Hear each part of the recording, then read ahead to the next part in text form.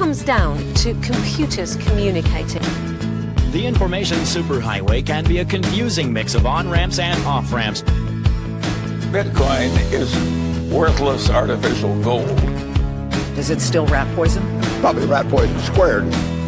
We need to get into the world of, okay, this is actually foundational technology. What the Internet of Money does is it creates a single network which can do a microtransaction to a giga-transaction. The Internet is going to be one of the major forces for reducing the role of government. The one thing that's missing, but that will soon be developed, is a reliable e-cash. Welcome back to the next episode of Final Settlement. Been a few weeks. We're back on the horse. Michael and I were in Jackson Hole, Wyoming last week. I'm back home. I think, Michael, you're back in Texas now. And we're joined by Ralph Gebran, who is actually in Cyprus right now, normally domiciled in Dubai, but is managing partner of Onramp's sister company, Onramp MENA. And so really excited to have him on the show today and do a little Inside Onramp episode, talk through some of the opportunities in the MENA region, maybe talk through some of our takeaways from last week in Jackson, Michael. But gentlemen, nice to chat with you. Welcome back to the show. Yeah, welcome, Ralph, and excited, Brian, to be back. I know it's been a little bit of spotty this summer. We had some special episodes that dropped in place. Ralph had a really awesome episode, if anybody hasn't listened to, with Harris Afran, advisor to Onramp MENA, and Saifeddin. But excited to get this humming back around into the fall, which should be pretty exciting. We have another special guest in a couple weeks. So excited to be here. And Ralph, thanks for joining us today. Hey, thanks for having me, guys. It's a pleasure to be here. And really excited for this conversation. I think we can take this in multiple different directions, but maybe a good place to start is for folks who haven't been introduced to you yet, Ralph. As Michael mentioned, you also host a new podcast called The New Frontier with Harris Afran, where you guys are specifically taking a look at the Bitcoin opportunity in the Middle East region and MENA. But maybe for the audience, it'd be helpful for you to kind of go through your background, how you got to Bitcoin, and just sort of what you've seen on the ground, living in the region mostly. Yeah, for sure. So Ralph Gebran, managing partner at Onramp MENA. I've spent most of my life in the Middle East, so I'm originally from Lebanon. Sadly, we don't get good publicity in Lebanon with the current economic system, hyperinflation, unofficial capital controls, but we'll get to that in a minute. But I am professionally and academically trained in finance. My entire career has been in traditional finance. I've worked as a trader on a brokerage desk, traded commodities, equities, fixed income, gold. I've also worked on a treasury desk of one of the biggest commercial banks back home in Lebanon, managing their foreign exchange reserves and exposure. On top of that, the last 8 years, I've been in Canada, based in Montreal, where I spent the most of my career in the institutional asset management space, specializing in sales enablement and institutional sales, working with 2 top 5 asset managers with a combined AUM of almost 950 billion assets under management. And the last 5 years, I've been slowly grinding my way down the Bitcoin rabbit hole. And one of the triggers really was a personal one. So I mentioned earlier that I grew up in Lebanon. And while I was away, the economic crisis hit. The bank basically wiped out everyone's savings. So myself, my family, my friends, all of us have been affected, some more than others. Because of this, there's a tendency in Lebanon where, the vast majority of Lebanese people are expats. There's more Lebanese outside of Lebanon than there are in Lebanon. And all of them were incentivized to send money back home. And the reason being is because the interest rates on term deposits were, extremely high. You're talking about 8 to 10% when the US dollar interest rate was 0 to 0.25%. So people, rather than invest in equities, etc., you were getting a comparable return in a supposedly very safe banking system. As Lebanese people, we had a lot of pride in our banking system. Our central bank governor at one point in time was on CNBC when the great financial crisis hit. The Lebanese banks were unscathed, so they dealt with it extremely well, and everyone thought it was the safest place to park your money. And pain, as I like to say, is the best educator. When you see the system collapse onto itself, you start to question certain parameters. I mean, with a 15-year track record working in finance, being educated in finance, I never stopped to question the system. I was just part of it. And I thought that was just the way things worked. But when something as big as what happened in Lebanon affects you, affects people you actually care about, you start to question things, even things that you thought were real. And that's what really pushed me down the Bitcoin rabbit hole. And, you know, you mentioned the episode with Saifuddin. So Saifuddin actually played a huge part in my Bitcoin journey. One of the things I picked up with the Bitcoin standard, and I haven't looked back since. One thing about Saifuddin that a lot of people in the Middle East relate to is that he is from the region. Ironically, he was actually a teacher at the university where I got my banking and finance bachelor's degree. Sadly, I couldn't take a class under him. We didn't coincide in terms of I graduated before he started teaching there. But really, that's what drove me to Bitcoin. I had unanswered questions. I wanted to understand what was wrong with the system. How could this happen? And also, I was looking for alternatives because the way things are in Lebanon right now, we went through a black market on the US dollar, Lebanese pound. Maintaining purchasing power was extremely difficult. Everyone has a high time preference because at one point in time, you would go to the supermarket one day, 2 days later, prices would change up until the point where now we've reached full dollarization. So the Lebanese pound is barely used at all. So all that to say that I found a purpose, I found a reason to look for Bitcoin, and it was a personal one. And that's really how I got into Bitcoin. And I thought, you know, Lebanon is basically what's happening all over the world, but it just happened at hyperspeed. Whereas in the West, you can see the same kind of trend happening, but it's in slow-mo. Bigger institutions, control over the reserve currency of the world and all that kind of stuff really helps slow down the process of deterioration and hyperinflation. At Onramp, we believe that Bitcoin is the most important asset of the 21st century. The hard part is securing it right. There are shortcomings with keeping your coins on an exchange, but also with setting up your own self-custody arrangement. Onramp solves for these concerns. Our multi-institution custody solution maximizes security and minimizes counterparty risk, ensuring that your Bitcoin remains securely in your possession, and provides built-in inheritance planning to ensure your family is protected as well. Onramp provides peace of mind for your Bitcoin journey, whether for your whole stack or for part of it as a complement to your existing self-custody setup. For more information, check us out at onrampbitcoin.com. Yeah, no, it's a fascinating story because as you're sort of alluding to, I think it's something, you know, at least sitting in the West, sitting in the United States, we often take for granted. And obviously, you know, Alex Gladsteins of the world talk about this and our financial privilege living here. We still, you know, deal with a fiat currency, but it just happens to be the global reserve currency at present.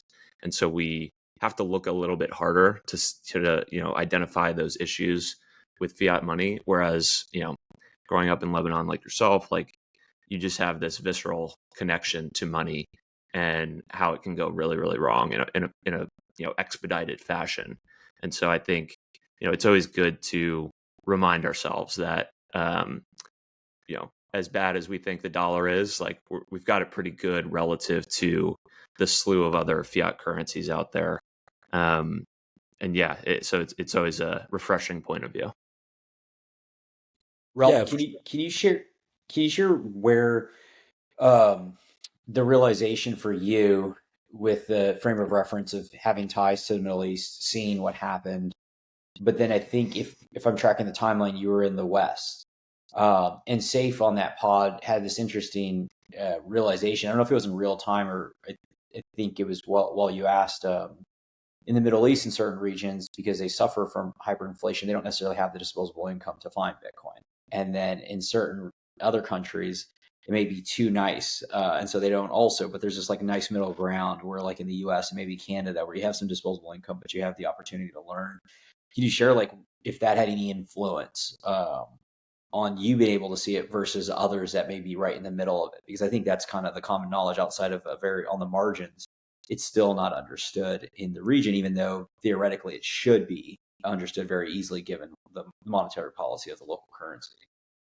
Yeah, so it's ironic in a way because the places that need it the most are the ones that adopt it last. And Safe made a really good point about that balance. So having that disposable income and that stability, not just financial stability, but geopolitical stability also factors into play. So I was lucky to be in the West when this happened. So I could quickly shift and I had a stable job, I had a stable life. Everything is, we take these things for granted in the West, having stability. But someone, for example, in a conflict zone or in a very tense geopolitical area like the Middle East, their time preference is very different than someone in the West. Being in the Middle East, you're constantly worried about war. You're constantly worried about corruption, safety.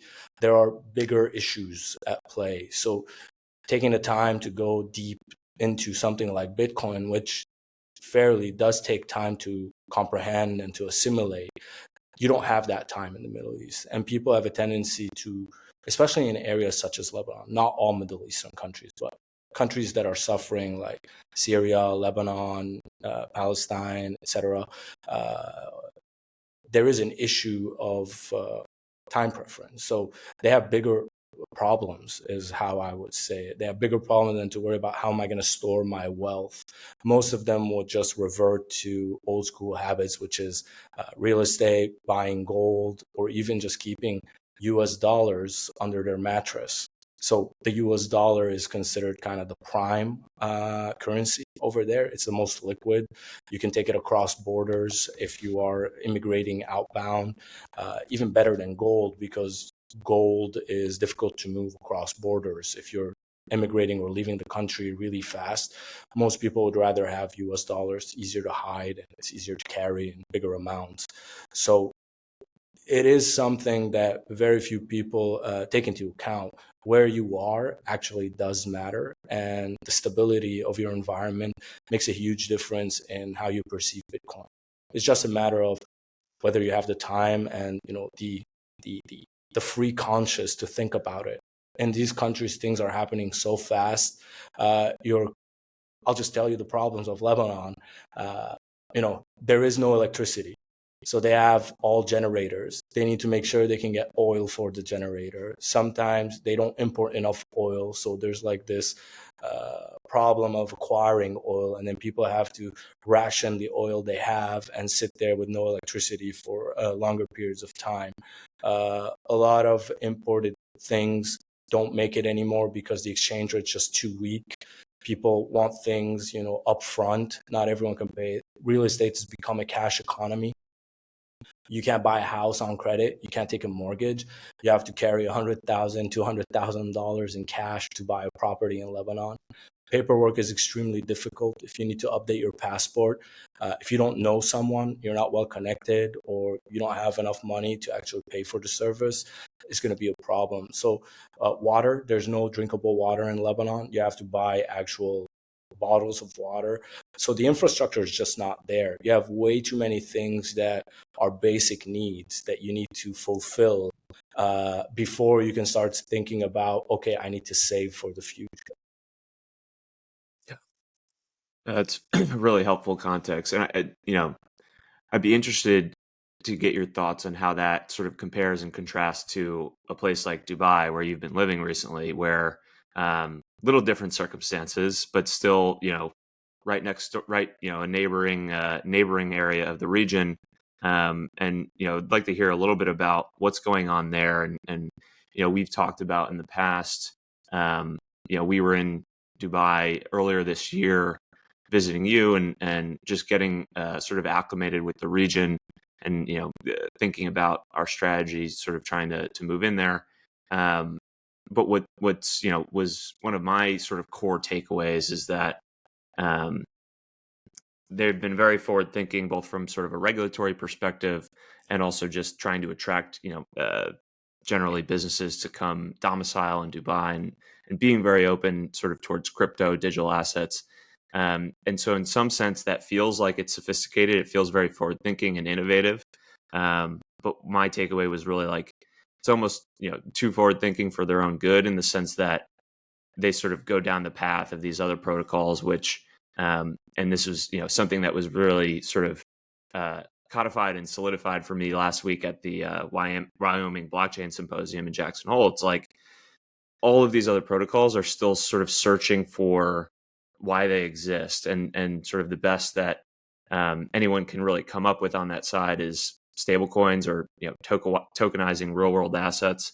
And so I think there's this interesting sort of progression that's occurring, at least on the edges, that a lot of the people in the sort of quote unquote digital asset crypto space are coming to terms with, like, why did these things exist? They're sort of looking for that product market fit, looking for ways to explain, sort of the utility, the different narratives at play, and sort of trying to rationalize why these other protocols need to exist. And I think that is something that we saw on the ground in Dubai.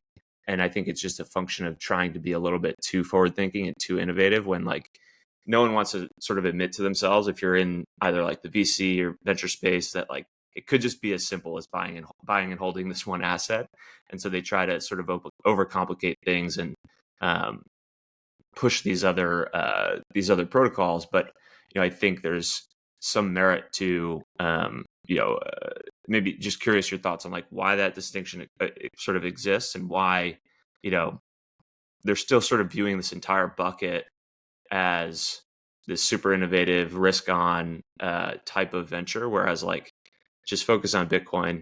It's the most risk off asset you could own. Like it's just I guess why hasn't there been as much of that realization? Is it just a function of wanting to attract people to the region, so they feel like they have to be this sort of very forward thinking, innovative place? Or curious your thoughts on any of that. Yeah, so the Dubai and the UAE in general has really transformed over the last 20 years. I mean, if you visited 20 years, you wouldn't recognize the UAE as it is today. They've taken a lot of good decisions. They've made a lot of good decisions, especially when it comes to incentivizing smart individuals to come live here. The system allows you to be forward thinking because you don't have to worry about almost anything. The service level is amazing. I've never seen anything like this. The digitization of government is something that's also super impressive. Everything can be done through an app, through WhatsApp, and it happens really fast. So they've really made it so that anyone who wants to come here is incentivized to do so, with no income tax, with incentives to start companies here, with free zones that facilitate and that hold your hand throughout the whole process to actually set up the entity. They've really made themselves the poster child of, forward-thinking innovation. Now, up until the whole DeFi craze and blockchain, that was a good thing, in my personal opinion, because it did grow. Every big, traditional financial institution, every big tech company wanted to be here, because if you look at the current trends, a lot of people are leaving the West to come to Dubai or Abu Dhabi, the UAE in general, because conditions here, standards of living are much higher. There's no poverty, there's no crime.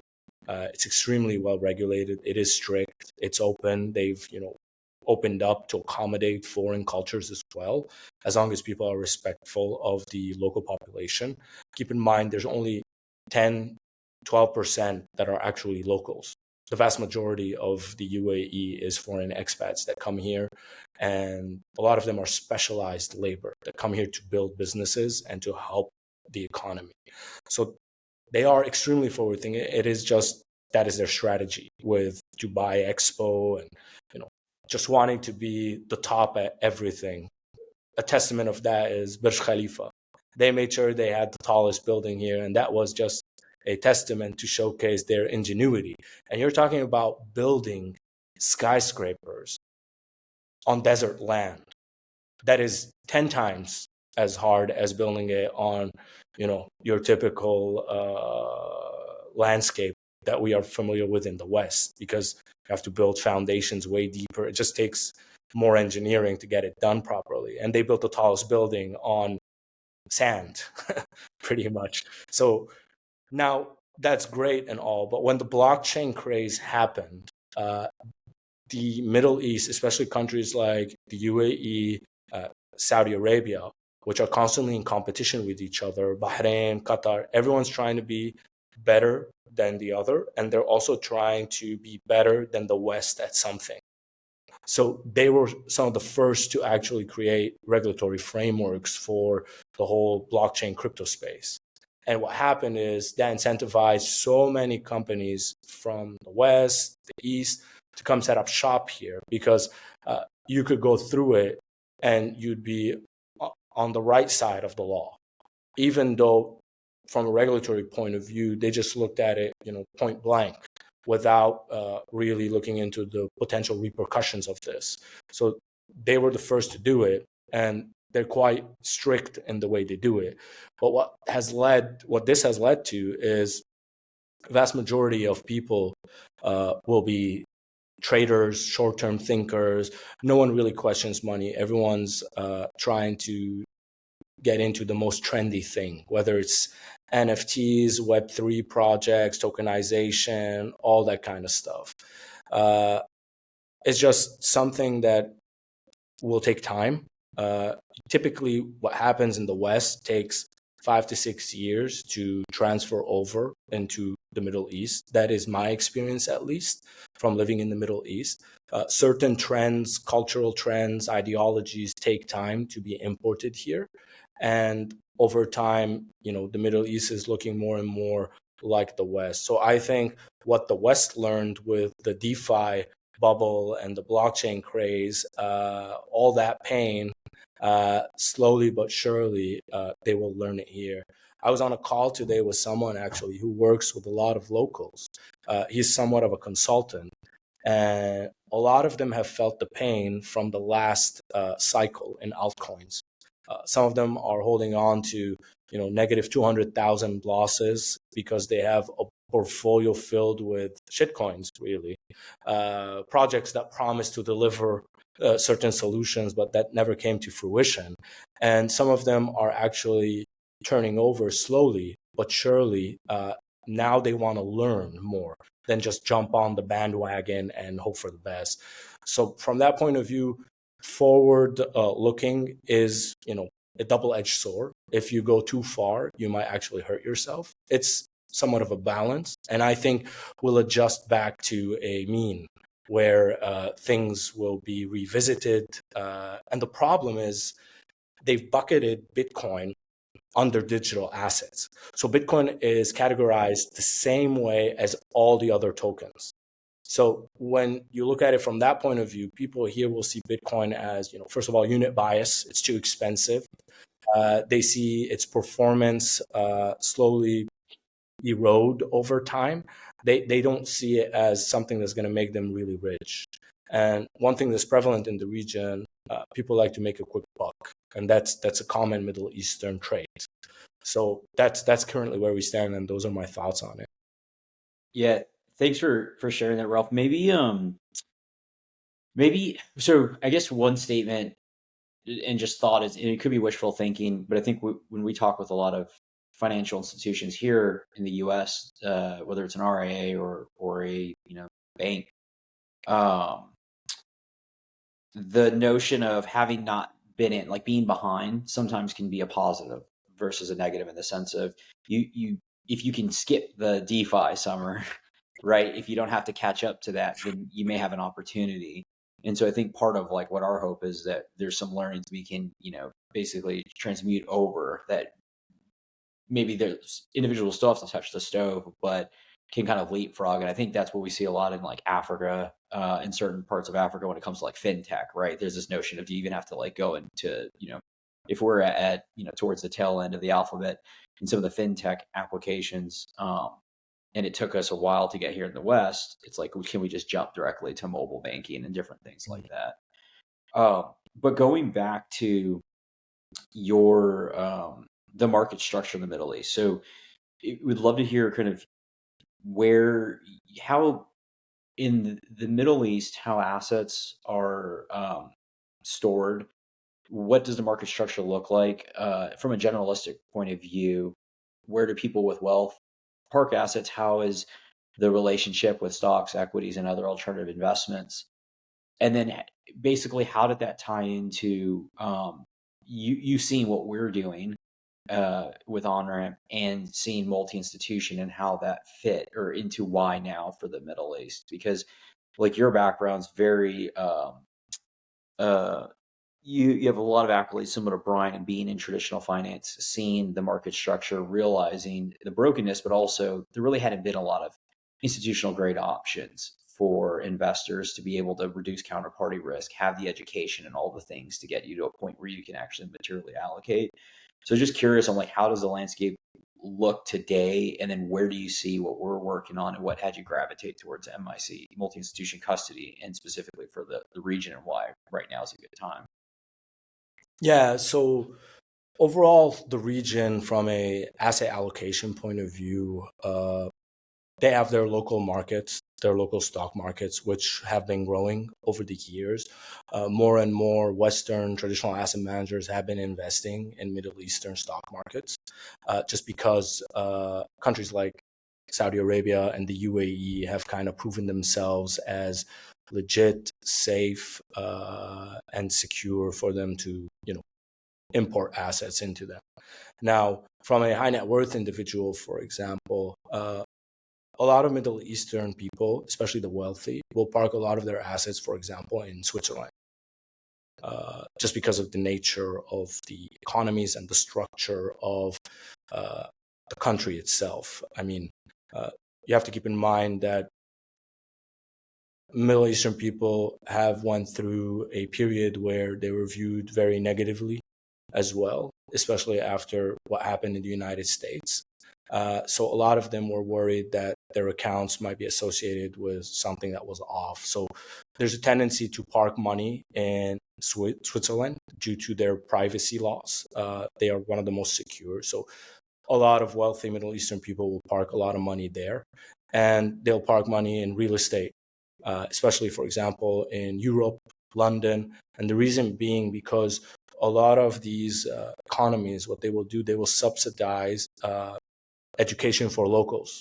So for their national people, they will send their children purely subsidized to London to get an MBA, to get a master's, on the condition that they come back and work locally to build the country. So they've been really pushing for high levels of education, and that's why you see this huge development taking place. They don't need to import as much foreign talent. Now they are producing that talent themselves. So when these individuals have worked abroad, have studied abroad, their lens has expanded. So they diversify their holdings, and some of them will buy real estate in foreign countries, such as London, Paris, etc., and really high quality real estate. You're talking about luxury real estate in surrounding European countries on the Western front, and Switzerland. So a lot of them will hold commodities, actual gold, and they will hold a standard portfolio of public equities. I would say the vast majority of their allocations would be in international equities, more so than local equities, just because you won't get the fangs in UAE or Saudi Arabia in terms of growth and maintaining purchasing power into the future. So they will invest in the leaders of technology, etc., some of the biggest banking names as well, just because they're more comfortable. There's more trust there that these companies have been around for a while. So we're just going to stick to what works. So that's kind of from a asset allocation point of view and where people park their monies. Now, from a Bitcoin point of view, so one of the hurdles, I would say, is that traditional family offices, high net worth individuals, even sovereign wealth funds, because of the way Bitcoin is categorized as a digital asset, so it's viewed like all the other stuff. So, and there needs to be this breaking of the noise, cutting through the cloud to kind of explain the actual value proposition of Bitcoin and to showcase it more like it is an actual portfolio asset, similar to you having exposure to gold. You would have exposure to Bitcoin. No different than that. It's a bearer asset and it's a commodity. The problem is these family offices, these high net worth individuals, they are conservative in nature. So they won't just take risk on it. What happens is, once you build that trust within the region, you explain Bitcoin the way it needs to be explained and the way it needs to be viewed within a portfolio, things will change. And here, when something changes, there's a lot of word of mouth in the region. So if you manage to secure one aspect, one big family office, others will be curious to understand. Someone just needs to take the first leap of faith, and then others will start to follow. That is my personal view, and that's based on my cultural experience back home. So that's just how we are. Someone takes a leap of faith, and if it works out, people will start to question and follow. So that's the general idea. Now, also from a security point of view, so they need to feel comfortable to hold something. Now, a lot of them will look at just getting a little bit of exposure through, for example, an ETF. But I believe a solution that will allow Bitcoin to scale, especially within the region, that I think would fit perfectly, is the multi-institution custody solution. And the reason being is because once you have multi-institution and multi-jurisdictional capabilities, they'll feel more comfortable as being conservative. As long as no one can freeze their assets, you give them redundancy in where the assets are being held, and you give them comfort that they can move the asset whenever they want. That's a solid product market fit within the region, especially from a cultural point of view. And that's excluding the fact that also there's a lot of people here who are Muslim practitioners. They are seeking alternatives, not just from an asset class point of view, but also from a custody point of view, to reduce counterparty risk, to share risk among various counterparties.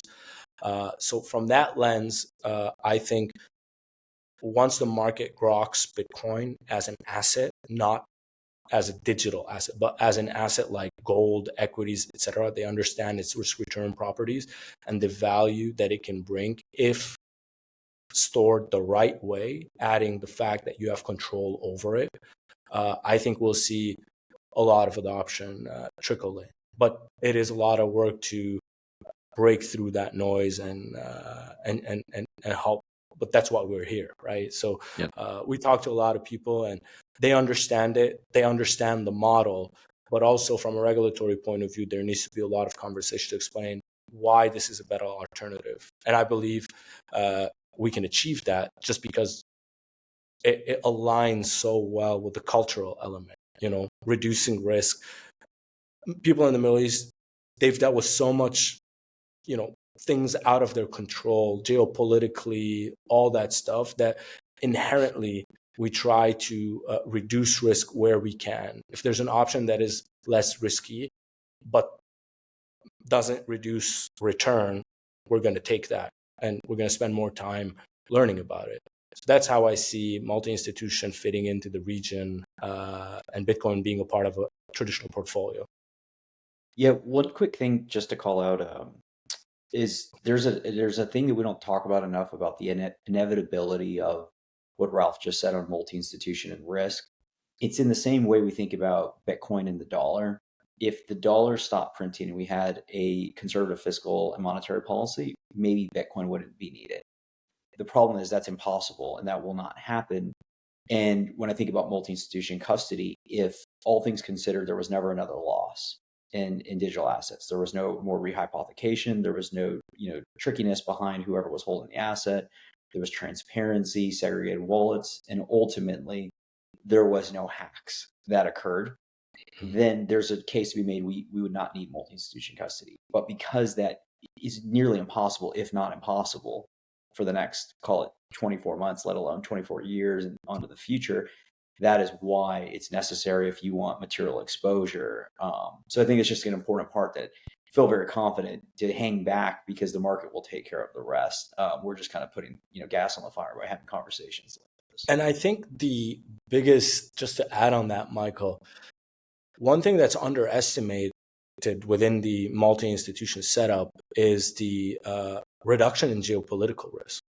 I mean, how many times do you see tags World War III has started, or all the stuff that's been happening? The world is moving in a very tense direction everywhere, between what's happening in the Middle East, between what's happening in Europe, Russia, Ukraine. There's just this tension around the world. And if you have a solution, and I think this is the first time ever where you have a solution that allows you to reduce counterparty risk. Because if you invest in US stocks, well, your counterparty in terms of geopolitical risk is the United States. If you invest in Middle Eastern stock, your counterparty risk in terms of geopolitical risk is the country. Like, people who invested in the Lebanese stock market got wiped, even though it seemed great. But if that custody of the asset, if it's a decentralized asset, it just makes total sense that the custody of that asset is also decentralized, not just from a institutional point of view, but also from a geopolitical point of view, because the asset allows you to do so. So multi-institution custody, in my view, is really the next generation of custody in general, not just, and it's suitable for Bitcoin. Yeah, it's a really good point. In that, Bitcoin is this decentralized asset. The value prop is inherently tied to its distributed nature. And, the fact that by and large, over the past 15 years, we've sort of just been okay with the asset centralizing, both at a single entity, but also, to your point, Ralph, in a single jurisdiction. It's like, well, that kind of goes against that value prop at its core, right? It's like, you shouldn't have any geopolitical risk necessarily with this global asset that is Bitcoin. It's an open protocol. Anyone on earth can participate. You shouldn't necessarily have your ownership of the asset be inherently tied to any one particular jurisdiction or any geopolitical risk in a region. So I think it's a really good point. And I think, going back to what you were saying about, sort of the region and its proclivity for understanding an asset like this, where, whether it's moving assets to Switzerland or just being generally aware of counterparty risk to a greater extent than, someone living in the West. I think that's a really interesting dynamic that would, the first order thinking is like, okay, that would mean that, this region should sort of see the value in Bitcoin more readily. But maybe it hasn't fully clicked yet. So I'm like trying to drill down into why that hasn't clicked. Is it because of the distractions, the noise that we've referenced of these other assets, these other protocols that, on the surface seem like potentially higher returning, but also, inherent in that is higher risk. And so I'm just curious, like, how do we get people over that hump? And maybe part of it is, and you just put out a report about this, but, Bitcoin and its relation to Islamic finance and being halal and being Sharia compliant. I think that's how we more directly make that linkage to this is the most conservative asset you could own. It is actually risk off if you think about it deeply and own it in the right way. And so it's actually very sort of on the opposite end of the spectrum as something you could own in the fiat denominated world, whether it's a stock or a bond or something that's inherently credit based. So maybe you could talk a bit about that report that we'll link in the show notes, but maybe that's a way, at least in my mind, to sort of get people going down that path of realizing this is actually the most conservative thing you could own. Yeah, and before I touch on that, just one thing I'd like to add. So why do people put their money in Switzerland? Like, people don't think about it really. Is it because it's neutral? Is it because the governance is decentralized? Is it because it has strong privacy? Well, Bitcoin is the asset class that is it's the Switzerland of asset classes. When you compare Bitcoin to Switzerland, all the reasons why people put their money in Switzerland apply to Bitcoin.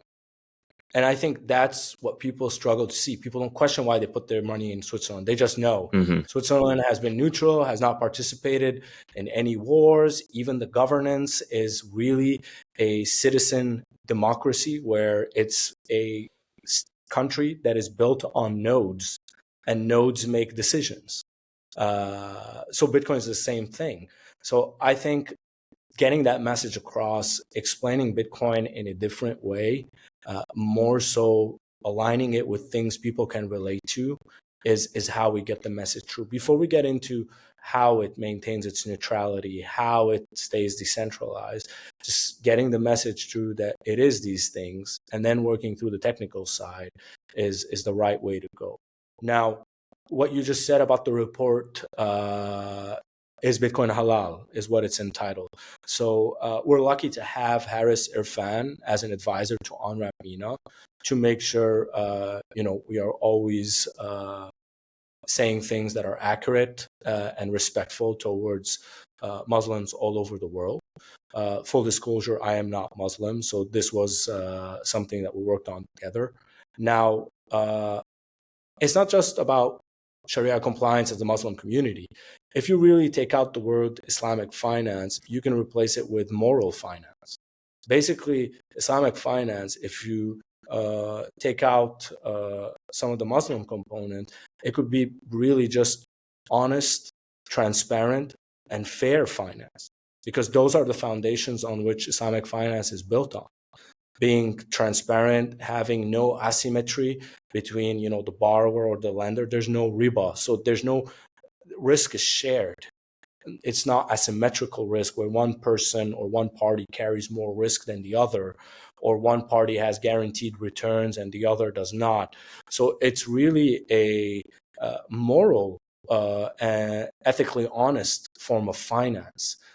Now, I think from a conservative point of view, it would appeal to a lot of conservatives and the Muslim community in particular, because Saifuddin gave a really good example on our previous podcast. There's an argument to why people use fiat and Muslims use fiat. And the reason why is because there's no better alternative. Living outside of the fiat standard before Bitcoin was almost impossible. And it affected your survival, affected how you take care of your family, it affected every aspect of your life. But now that there is a more honest, transparent, fair alternative, then I think over time we'll see more and more people who are Muslim, even Christians, all religions, people who are founding their life on sound principles of morals and ethics and doing the right thing, will transition to Bitcoin. It's something you notice. People who are more attuned to the religious beliefs tend to find Bitcoin easier and understand it easier than those who don't.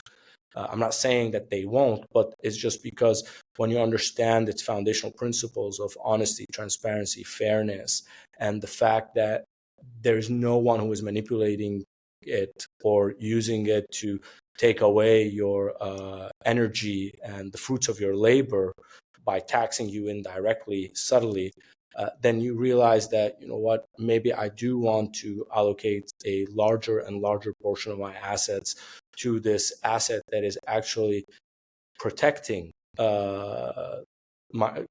wealth and protecting the wealth of my future generations. That's just how I view it. And it's a really interesting take. When you start reading about Islamic finance, it really does make you think. And I think I think it's a different lens to look at Bitcoin through. Because in the West, we hear the same kind of narrative over and over again about, it's decentralized, it's a store of value, there's only 21 million, no one can control it. But I think when you look at it also from a religious point of view and you dive deep into Islamic finance because there's no other religious finance. There's only Islamic finance. It makes it clear. It showcases a lot of the deeper values associated with Bitcoin as well, which are appealing to a vast majority of people. Yeah. There's a lot to unpack there. I think Harris Afron, there's a few podcasts he's recently done that I think are worth going and taking a look at, because what Ralph just outlined is really spot on in multiple fronts. One of them is, like, I joke around and say, whether it's individuals coming into OnRamp, we invest on the early rider side, acquaintances, and I'm sure a lot of people listening to this have experienced this. When you meet somebody that really deeply groks Bitcoin and its need to be the substrate of effectively humanity when it comes to, capital allocation, formation, social allocation or formation, once they understand they just want to form a money that they don't want somebody else to take from it, everything else is on the margin. Like, you can figure out the rest. You already have, like, this nice alignment. And this notion of Islamic finance, as Ralph mentioned, it's ethical finance. It kind of reminds me of Austrian economics. It's like when anybody looks at anything related to Austrian economics, it's just like common sense. There's nothing like. I think they even come back to it wasn't necessarily formed in Austria. It was just more of like some of the academics that were kind of codified there. And so when you look at that, and then you start to think about how you've been living, Harris is working on some interesting products on the ethical finance side. And we looked at what we were doing with early riders and our Bitcoin denominated fund. And, this notion of profit sharing and risk sharing are inherent into ethical finance, that there cannot be an asymmetry when you allocate capital, that you have to be in it together, or there's some form of misalignment that will ultimately occur at any kind of product. And we see this in the traditional debt-based system.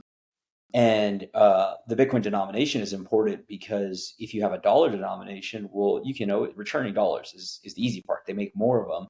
And so you have this asymmetry where you can participate in the upside, but the downside. And so that ultimately leaves a misalignment from the general partner in where the allocation goes, versus if you don't get paid, if you don't return more of the underlying. It's very nuanced, but it's fundamentally different. And that's part of that risk sharing and alignment that has not occurred. So I think it's just fascinating that what Islamic finance has been trying to get back, it's the perfect asset. And I think that's part of this excitement from Harris, and where we see the region really adopting Bitcoin. Does your Bitcoin custody setup keep you up at night? Maybe you still have coins sitting on an exchange worried about hackers.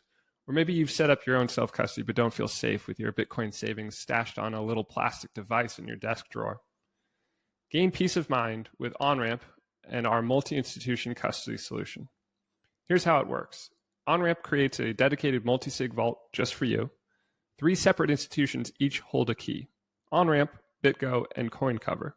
But none can move funds unilaterally. Instead, only you have control over your coins. With OnRamp's multi-institution custody, you'll sleep better at night knowing your Bitcoin is stored with best-in-class security on-chain with fault-tolerant multi-sig.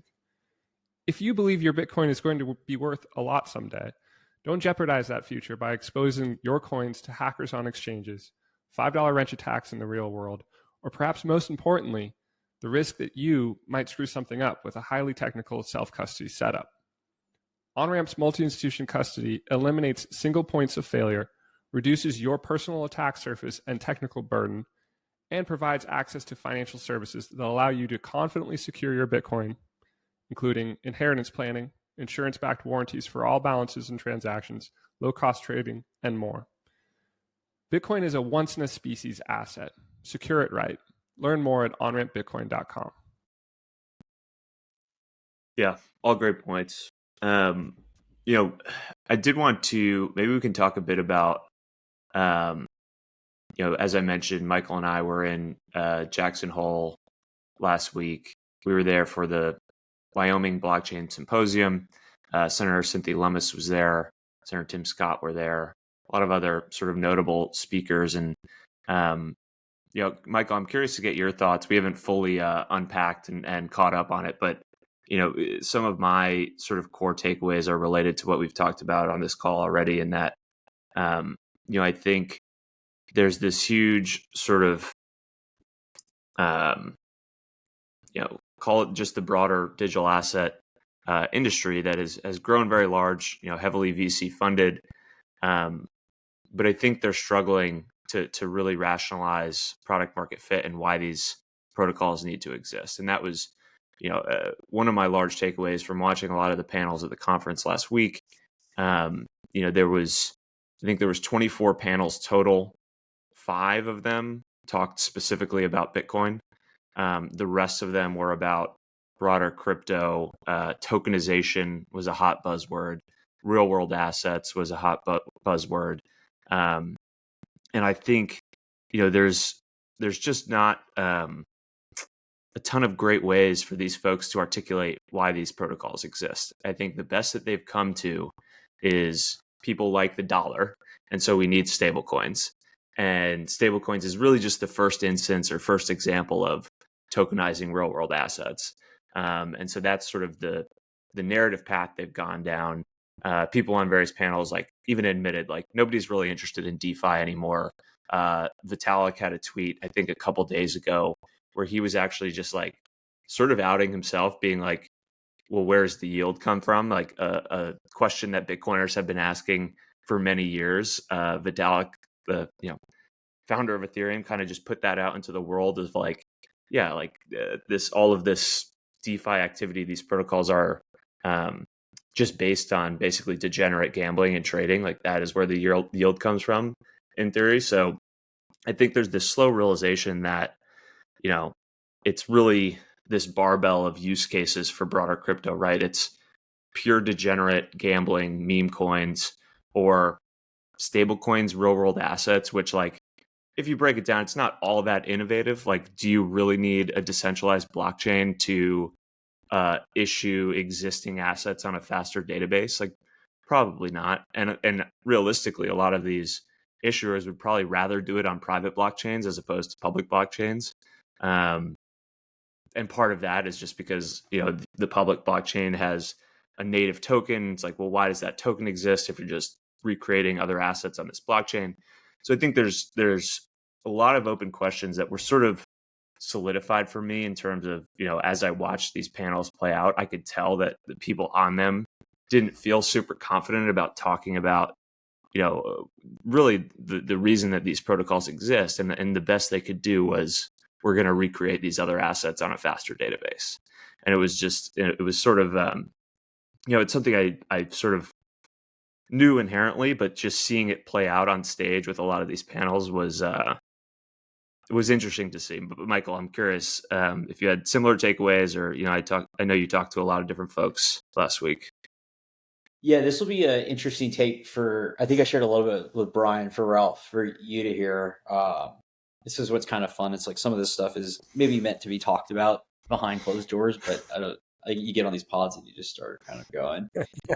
I think what Brian just described is ultimately a feature, not a bug, of all of this. And what I mean by that is the whole notion, a lot of these things and tropes that we talk about in Bitcoin, I think have these underlying real important implications. And the one that I'm referring to is everyone gets Bitcoin at the price they deserve. And ultimately, there's been a lot of misallocation of capital and movement of assets for the past 100+ years.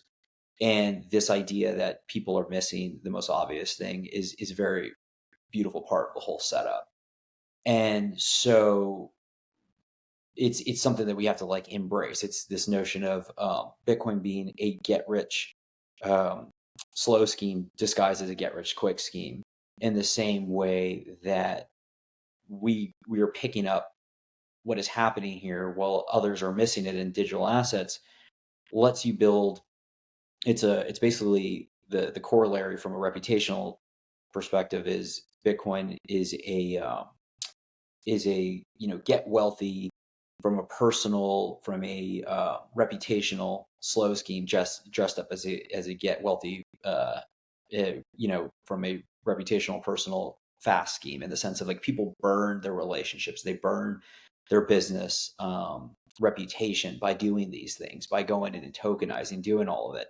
But the reality is those firms are probably not going to exist in 10 to 50 years because of all the different tailwinds, and the market structure is just fundamentally different, right? When you think about if it's not growth at all cost, if it's not all of these things that have been baked into the system, well, then it makes kind of sense that they're not going to pick up on it first. And the ones that maybe are family owned is an interesting dynamic. You start to see them picking up because they actually have more to lose versus like an academic nature building that doesn't really have doesn't have any material exposure outside of, some of this equity that they have vesting or being granted. So that's kind of like the overarching take. I think where this ties into, you asked this question to Ralph about the Middle East and its adoption. And while I think Islamic finance is a component, what I think is more, important, or from my experience, is this is all just like a very slow, methodical, like blocking and tackling game from what I've seen. Because when I got into space, right, there was, back in 2017, there was a few podcasts, and the market structure starts to evolve. I moved back to Texas. We were part of a very small meetup that had a couple people in there, and naturally grew. A lot of COVID things, macro forces had people move to Texas. And we, on the road, just hustling, right, driving around all over the state. We like to think of it as a country, but the U.S. still recognizes it as a state. And up early in the morning, sleep late, do it again and again, and you're just building reputation. You're telling people that it's a slower route, right? You're going to hold your own keys.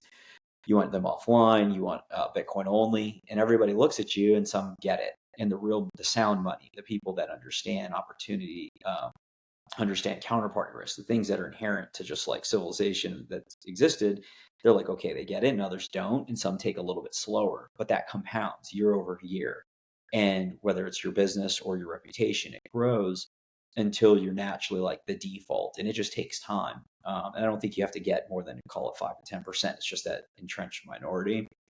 And so that ties into the Middle East, and how our initial exposure got out there was they were diligencing us from the region. They were setting up an advocacy group. They went and talked to a bunch of people.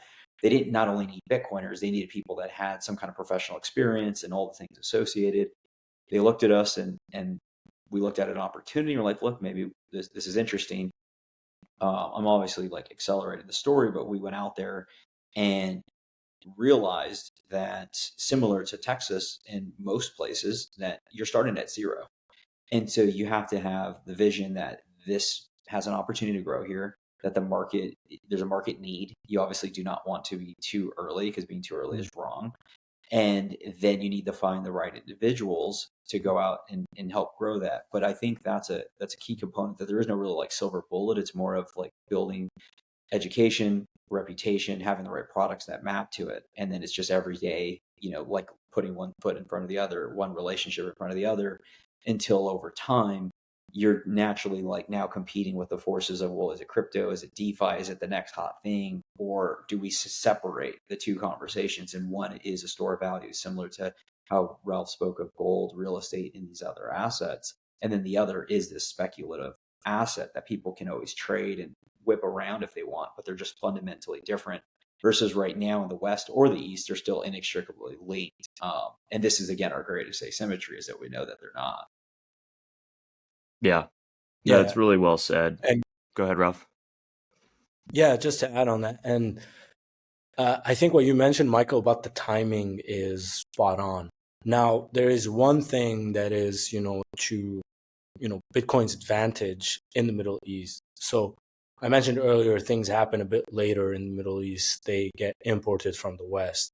But what got hyper accelerated in the Middle East is all the blockchain and all the crypto stuff. But there's a silver lining to that, because now the conversation is less technical in nature, because you don't need to understand. Most of the people here, especially the ones we deal with, are crypto savvy. They understand blockchain, they understand hashes, they understand mining, certain concepts that are usually time consuming to get through with. So the idea here, the priority is just to, like you said, detach them. Like, you can't say Bitcoin is crypto the same way you can't say a blue chip company is equivalent to a penny stock. Both of them are stocks, but they're not the same things. So even though they're digital assets, Bitcoin is in a category of its own.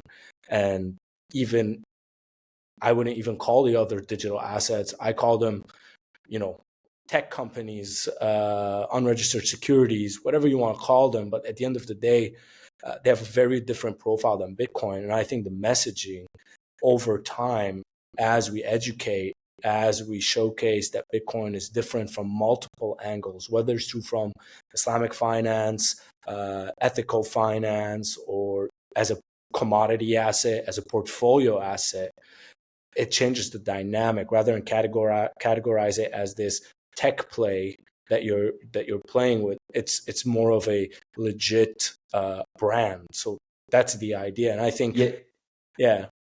Well, there's one thing to call out that, well, the other side to the token of there's no silver bullet is if there is one region, and I think we all believe this, to accelerate and jump past everyone is the Middle East. Agreed. Because there's the cherry on top. The gasoline is the religious nature and what we talked about, but the underlying part is the energy money, because they're a commodity based civilization, and the amount of assets that they hold is disproportionate from an energy perspective to the rest of the world. And this is speaking from experience, because if you look at what happened with Texas and the amount of hash rate that exists there, because ultimately when you're taking your energy and you can transmute it into local currency or a digital currency and go back to local currency, that crosses a barrier versus any altcoin or anything else, because you can't mine that. You can't turn real world energy back. And what generally happens is individuals with that energy just want to get into the unit and then get into dollars or their local currency. But then that's just the first little taste of it. And then you naturally start to question over time. And this is it's no coincidence Brian brought up the event. It was held in Wyoming, which has been one of the most forward, if not the most forward thinking. I think they are the actual most forward thinking state so far. And there's a lot of reasons similar going back to the energy side. And Texas is probably second there. And so I think that's the interesting part about the Middle East is the energy nature and the conservative nature, which is, I think, also underscored or underappreciated, that there's just this notion of conservatism across the board maps very nicely to Bitcoin. And between that and the religious side, now you're really primed for growth. Yeah, and I think you're spot on. Conservative side we've covered, but the energy side in itself, the amount of sun that there is in the Middle East and the amount of oil that is being dug out of the ground, all that can sync up with Bitcoin mining and allow development, subsidizing huge projects within the area. I mean, it's just like a match made in heaven. It's something that hasn't been fully explored, and we don't know. There are rumors that there has been projects that are underway, but maybe in the next 2-3 years, everyone's going to be surprised, and we might take the lead over Texas. So something to look out for. I think here, if the right people are talking to leadership and those who are ruling the country, I think we can see a really bright orange future for the Middle East. And it's just geared for Bitcoin in every aspect, like you said. So that's why we're here. And that's why we're pushing the Bitcoin message, not from a get rich quick, but more from a conservative, energy, and ethical lens as well. Yep, I think the global hash rate wars have already begun. But to your point, Ralph, we'll probably have a better sense for how that's actually playing out in a few years. I mean, I think we sort of get little pieces of information or evidence beyond some of the anecdotal evidence that you referenced. But I think it was King of Bhutan that was referenced in some litigation, the bankruptcy of Celsius, and so that sort of tipped their hand to say, oh yeah, by the way, we've been mining Bitcoin for a while now, accumulating sats. So yeah, I think there's going to be more examples of that, and then sort of just some of it playing out behind the scenes. But yeah, it's fascinating times, and I think I agree with everything that both of you said in terms of just the inherent alignment of Bitcoin, the culture in the region, and the proclivity to understand energy money, and just this ethical form of investment, more or less. And there's one component we didn't really touch on. Sorry, Michael, to interrupt you, but one thing from a cultural point of view is inheritance, which is a big factor in Middle Eastern culture. You have extremely wealthy families, and even the non-wealthy families, it's a top priority for them on how they're going to inherit their assets to their children. So it's a big component.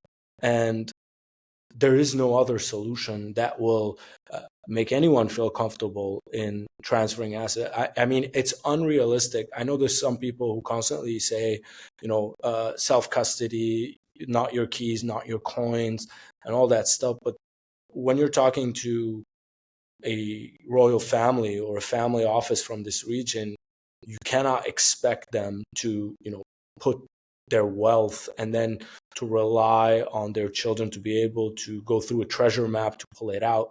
One thing that I mentioned at the start of this, service here is huge. And things get done through efficient service. And to add to that, I don't see any other custody model that solves the risk sharing, reducing counterparty, minimizing single points of failure, because they can put it at a custodian, but that's not the most efficient way for them. They're not solving for the problem. Even from that point of view, I'm not sure how inheritance would be facilitated.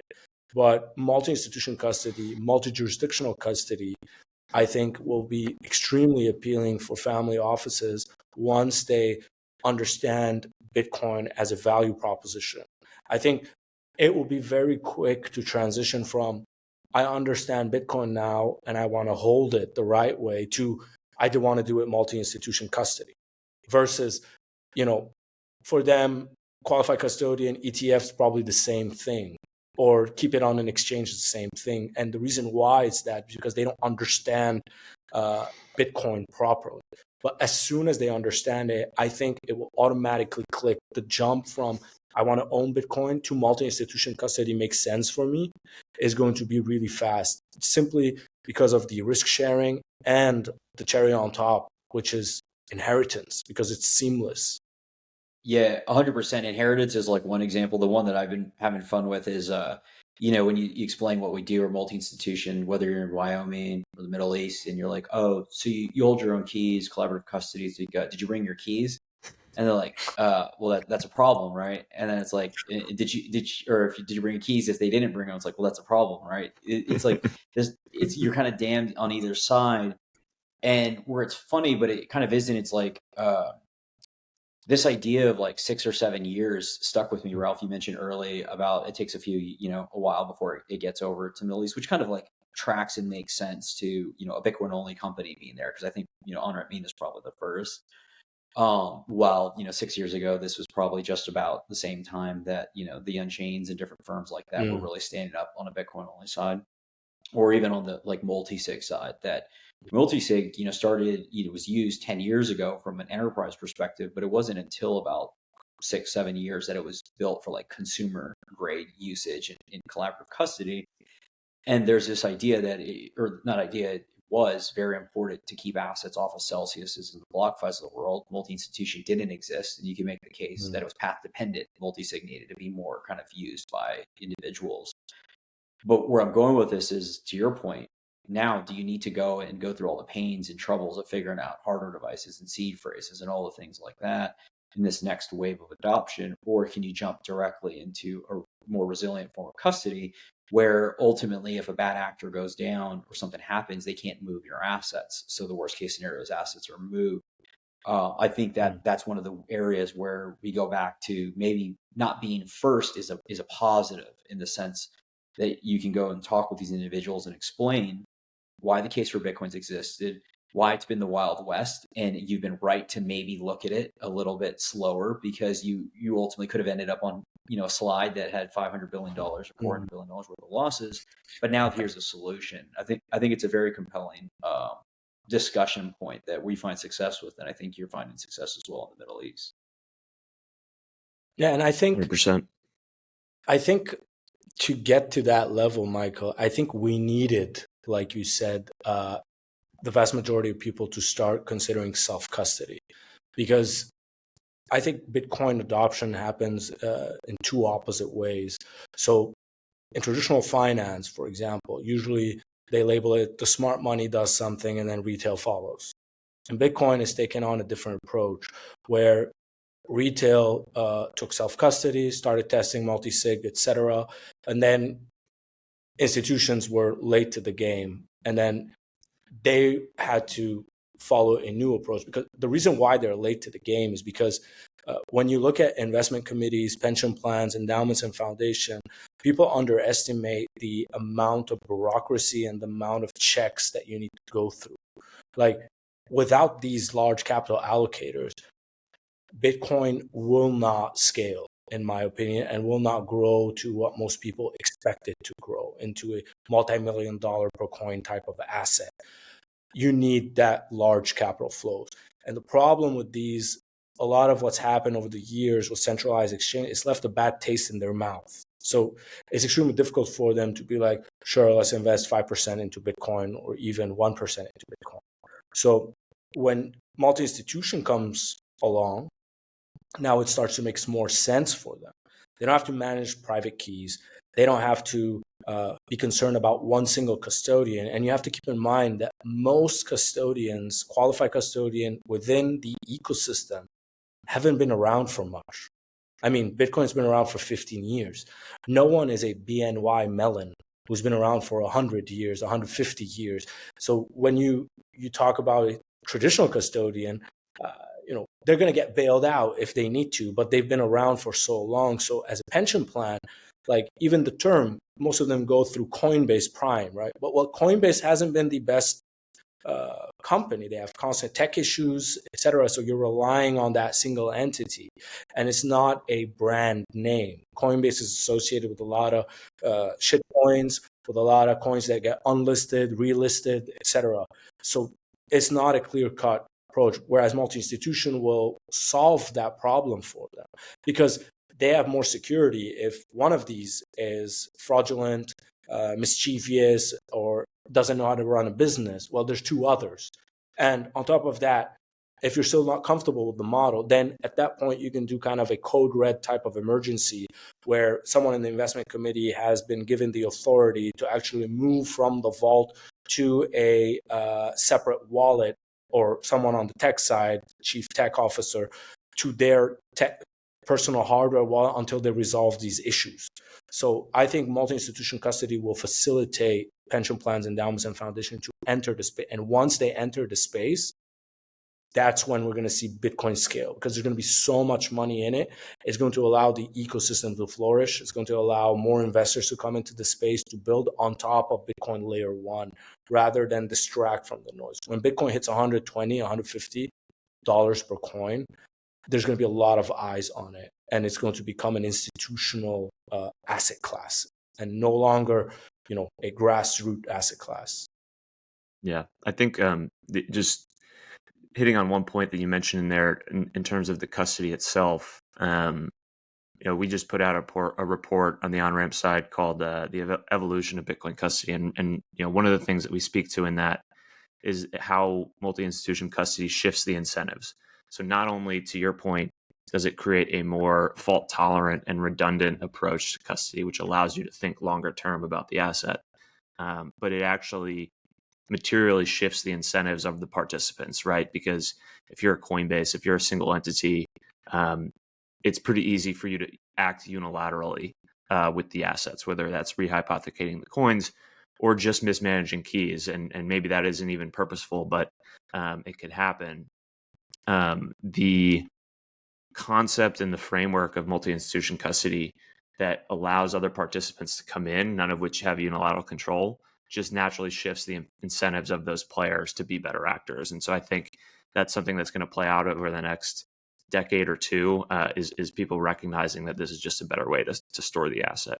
But we are coming up on time. Any final thoughts from either of you? Ralph, where can people find all the work that we've referenced? I'll put those reports in the show notes, but how can people follow you in particular, and any other final thoughts before we wrap? Yeah, so people can follow us across all social media platforms. The website, onrampmena.com. We're on LinkedIn. We're on X as well at onrampmena. Make sure to follow us. We post 3 to 4 times per day, a variety of types of content. Also have a newsletter, the Bitcoin Observer, that we send out on a monthly basis. It's your quick recap of everything that's happened to Bitcoin. So if you're a professional, you don't have time to dive deep into Bitcoin, this should do it for you. It takes about an hour to fully read. And the New Frontier, make sure to follow Harris Irfan as well. And we have an upcoming episode as well this week, so stay tuned. Awesome. Yeah, I think on my side is one of the core tenets that Ralph and Brian focus on and that have been transformative for the firms is the education. A lot of the stuff we talk about, it takes a lot of time looking at the space, even to grok why multi-institution custody would matter. So there's a lot of great content coming out. And I think reaching out to Ralph or us, if you're interested in getting involved in the region, there's a lot of market structure that's going to have to develop as Ralph hit the price hits, greater than 100K. A lot of this stuff becomes more obvious, and then more product services are going to be needed. So whether we're hiring or you're thinking about building a project in the region, we all want to speak with you. I know Ralph always has time available to figure out how we can get involved. So please reach out. Very well said. Well, thank you, boys. Thank you, Ralph, for joining us today. Great conversation as always. And we'll see you guys next time on Final Settlement. Thanks for listening to this week's episode of the show. If you found the information valuable, please share the episode with a friend or leave a rating on your favorite podcast app. All the links we discussed in today's show will be in the show notes inside your podcast app.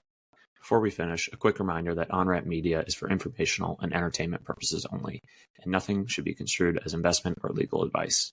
Regardless of where you are on your Bitcoin journey, we'd love to hear from you. Visit onrampbitcoin.com/contact to schedule a consultation with one of our private client advisors.